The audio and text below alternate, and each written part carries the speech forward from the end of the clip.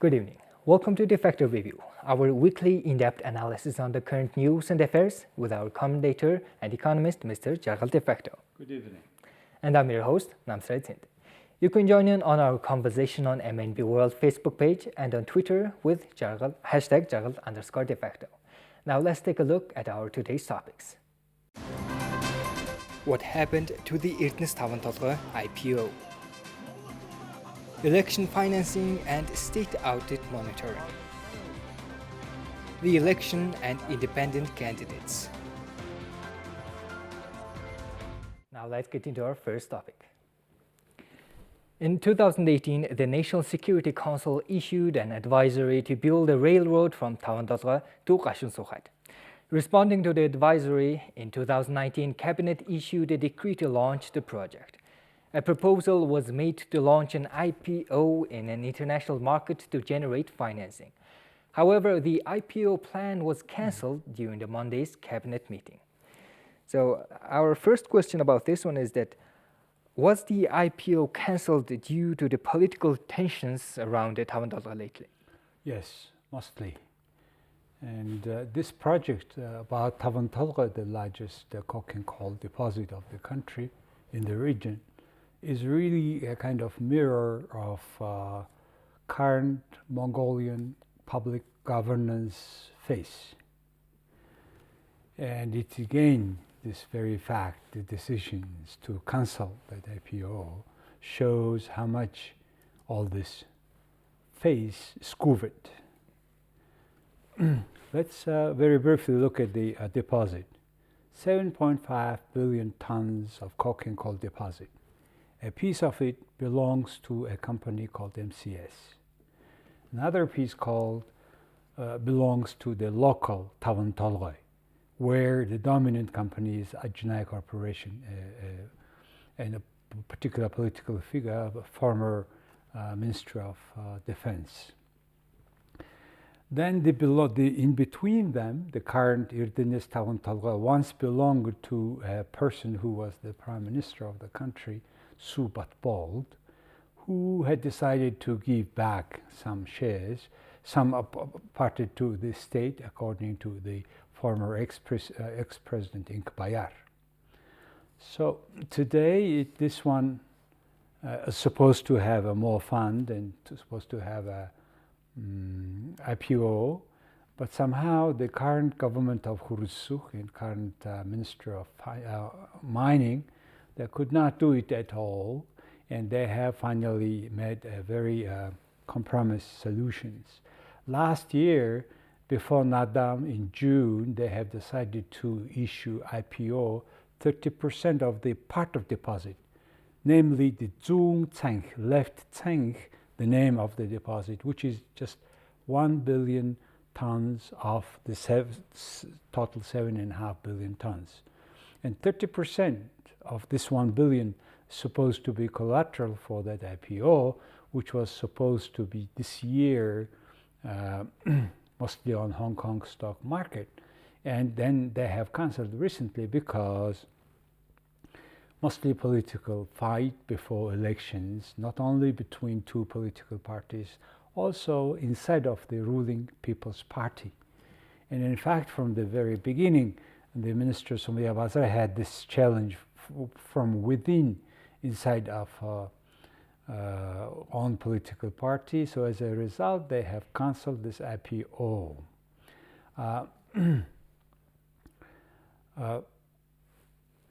So as for our second question, did the impact of COVID-19 on the international market had any role in cancelling this IPO? No doubt. Even worse, it's a lot impact on particular on Mongolia situation.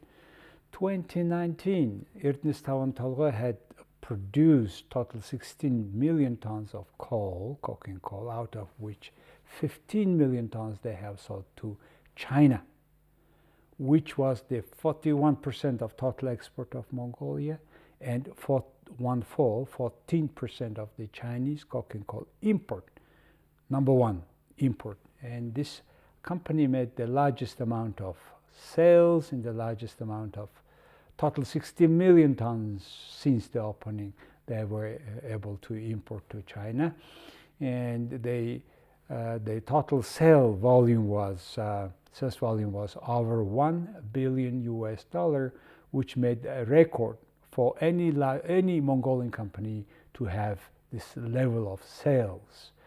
But it was last year. This year, because the COVID and many other reasons, including this political fight among them, the decision makers, so far by the end of the first 4 months, Mongolia exported only 1 million tons of coal, which definitely shows how far it will be from the planned volume of export. So COVID-19 had substantially impacted on the process of action on the process of Erdenes, Tavan, Tolgoi. So this IPO was cancelled. So will the railroad project be abandoned or fail again because of this decision? Well, unfortunately, the railway project maybe second time may stay as another kind of base of dirt, as we were saying about the previous one directed to south of the Tavan Tolgoi. And by the way, now we are doing the railways to two directions. In the east, for the eastern directions to Sanshan, 416 kilometers total length, and according to the rulers, it says it will be $2.6 million per kilometer. That means this one will require about $1 billion total investment, out of which 1.5 trillion tugriks. $1 billion is 2.8 trillion tugriks, and that's what is required for this kilometer. By the way, it's run by Mongolian Railways and implemented by the Ministry of Defense, where they involve a lot of military personnel. So today the whole base was almost done. By autumn it will be completed. But in terms of covering with the rails itself, only 1.4 kilometers covered last year. This year they have started 10 days ago the work, and in the middle of the laying these rails on that foundations may end up they having no money, which they don't recognize so far or don't tell us so far now. But based on that estimation, they will still need 1.3 trillion Mongolian tugriks for further completing. So we have now great risk not to complete that railroad. First. Secondly, as I said, 2019, the company worked, recently they made a report. It is, by the way, the Erdenes Tavan Tolgoi is owned by about 2 million Mongolian shareholders, every citizens of the country who first time will have some kind of dividends this month before the elections. So there is a huge complex of projects, including power stations, water supply system. It is small town. It is caulking factory altogether, making caulking factory altogether. According to the CEO of Erdenes Tavan Tolgoi last week, it will require $3.8 billion. So it will require more and more money, which they cannot produce as they planned for this year. So we have a more and more chance again. This whole project is hanging somewhere to the end of the year, again on the air. Unfortunately, and it's very unfortunate that I don't know whose interest is this to have not finished any railway projects in the country. Okay, thank you for that. Now let's get into our second topic. Amendments to the law on auditing were submitted to Parliament in March, and they were discussed and approved by the Parliament this week. According to the law, political parties must have their party platform assessed through an audit.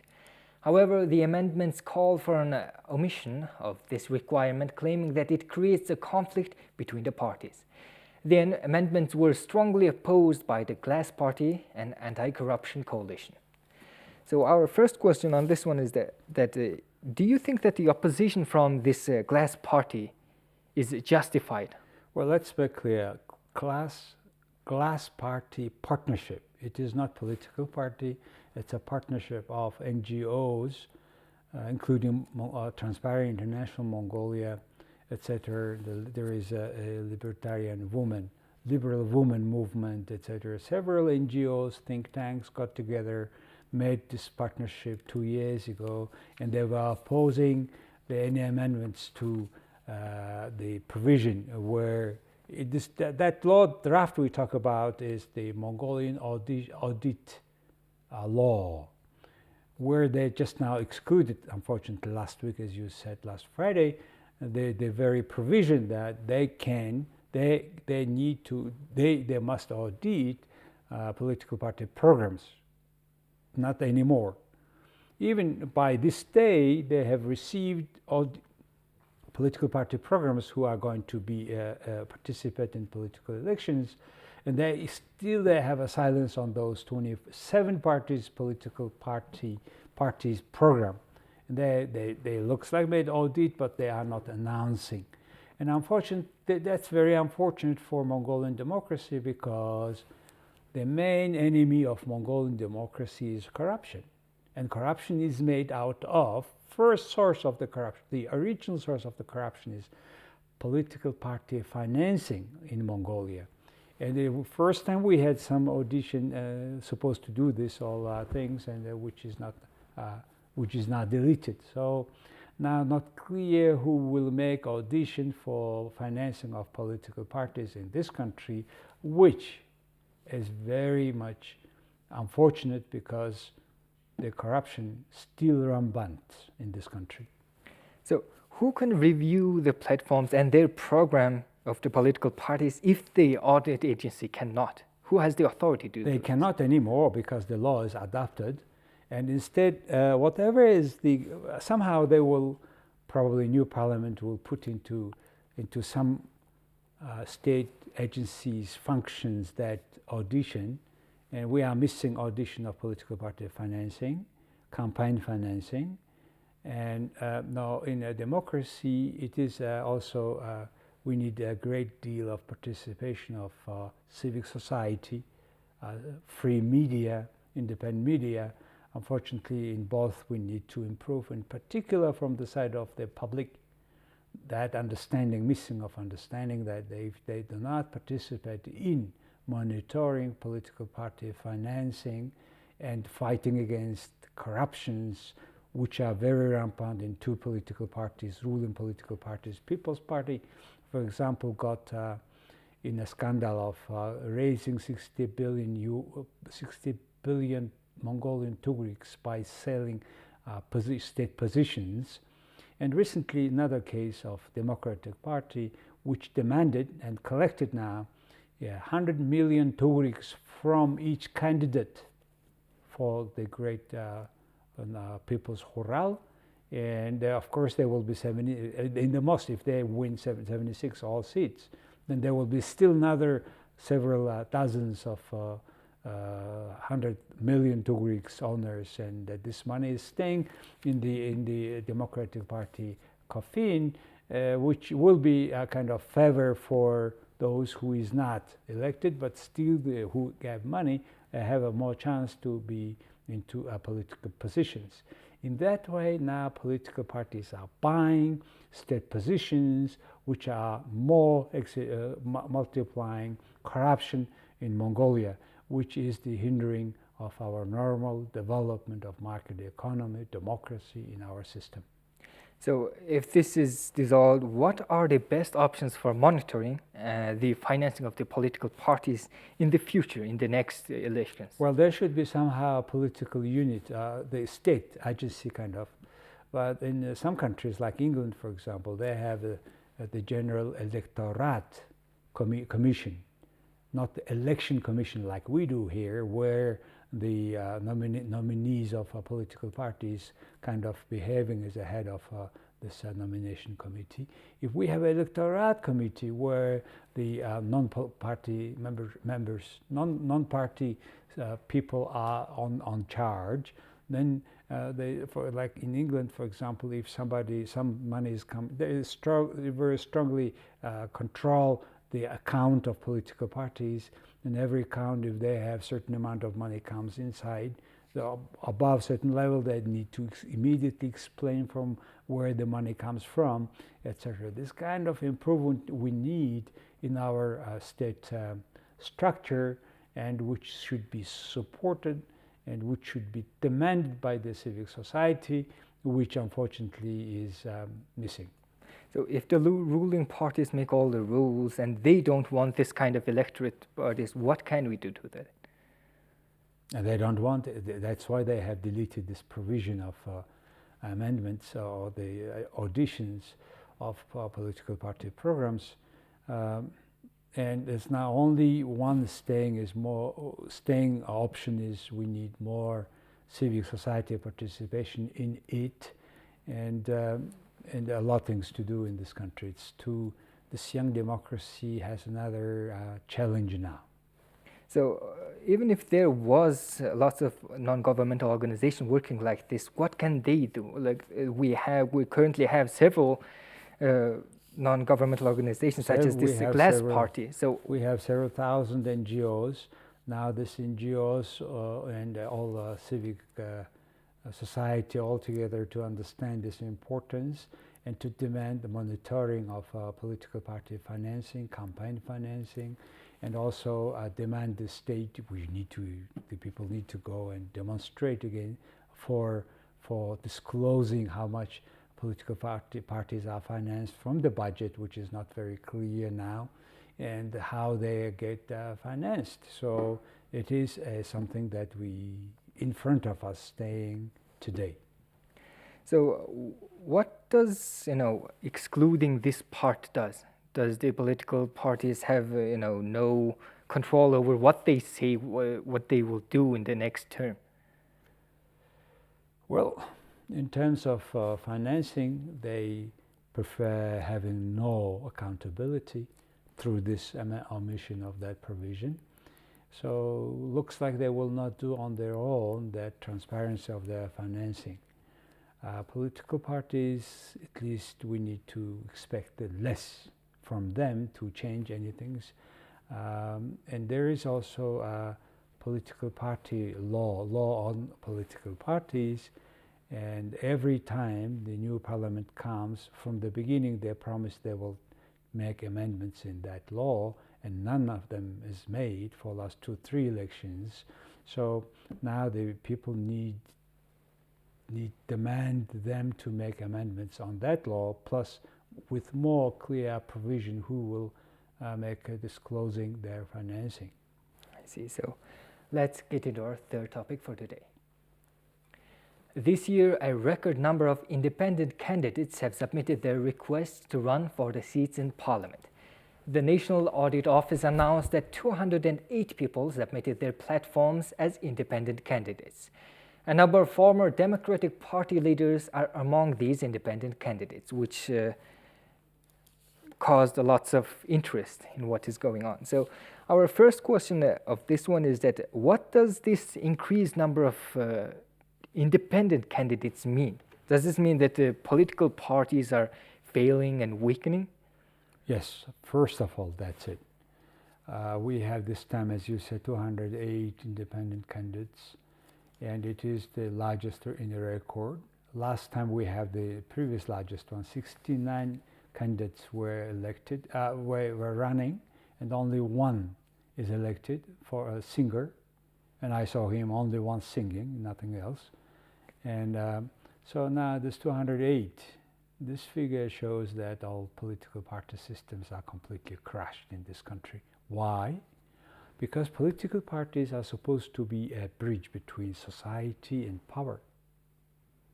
And that bridge is broken. Instead, they put new bridge, power and the oligarchs and those who are paying these political parties. So that bridge is broken. Why? Also, why it has done in that way? First of all, not much reporting to us, to people, the political parties are financed from the budget. their budget so much, they finance so much that they start to ignore the contribution membership fee of their own political parties, which gives them a wrong impression that these political parties are stimuli to stay them forever by all means, first.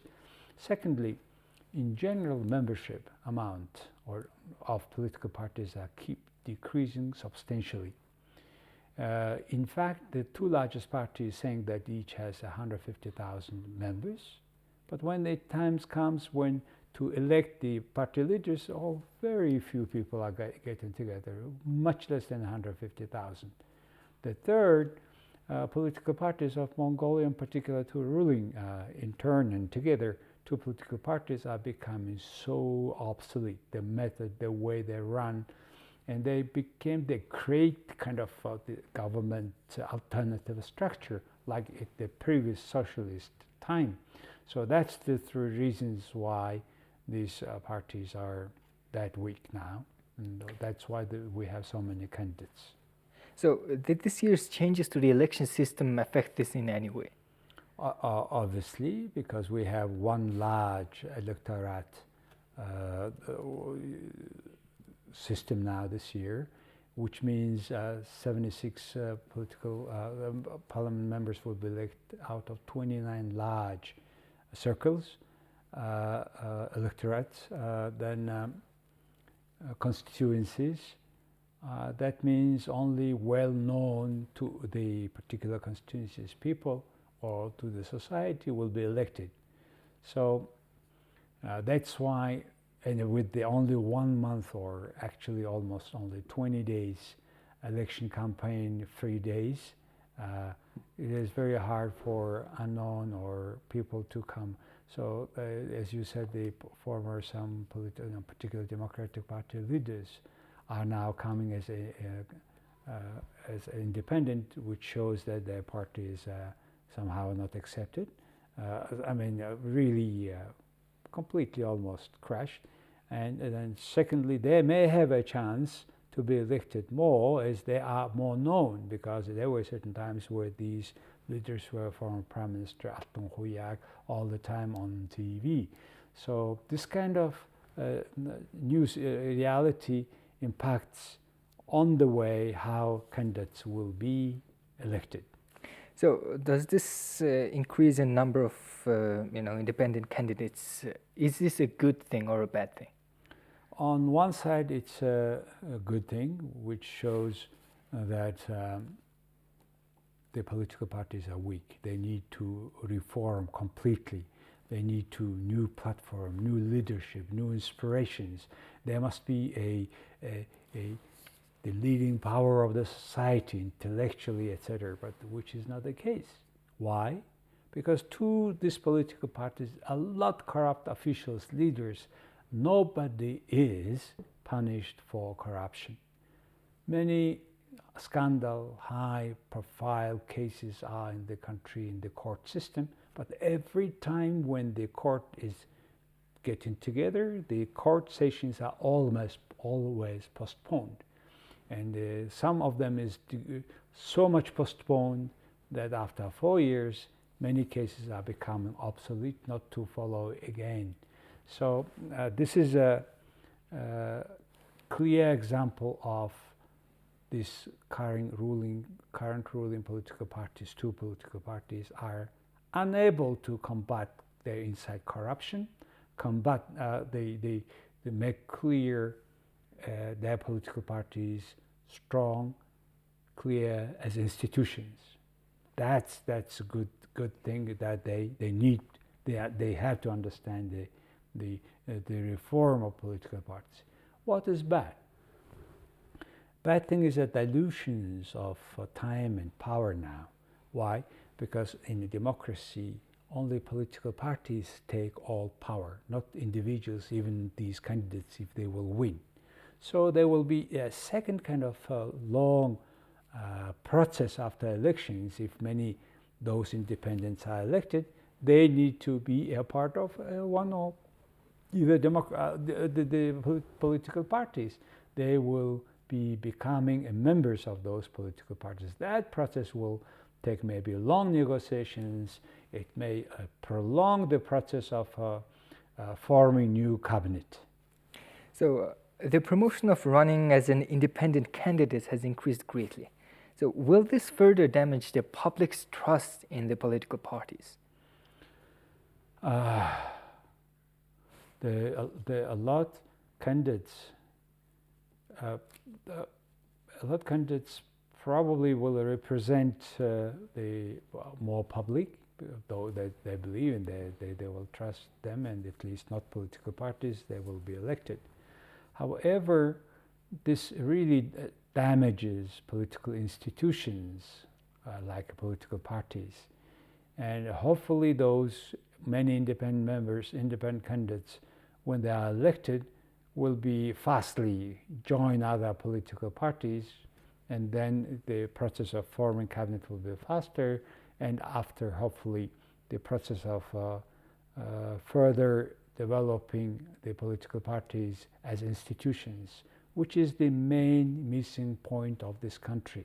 Political parties as institutions, ministries and other state institutions as institutions are never strengthened, in particular in the current situation where every 2 years and 1.5 years they change whole cabinet, ministries, structure, staff, which is becoming kind of a symbol of that frequent change, decisions that, for example, this we talked about Tavan Tolgoi IPO Council.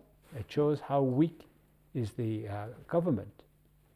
They cancel their decisions after just 10 months, after getting together 200 or more so professionals working on that regard. So hopefully with these elections, Mongolia come with a bit, as a result, with a stronger political parties as institutions. Okay. Thank you for your time today. Well, unfortunately, that is all the time we had for today. We will see you next week with more topics. Thank you very much. Goodbye.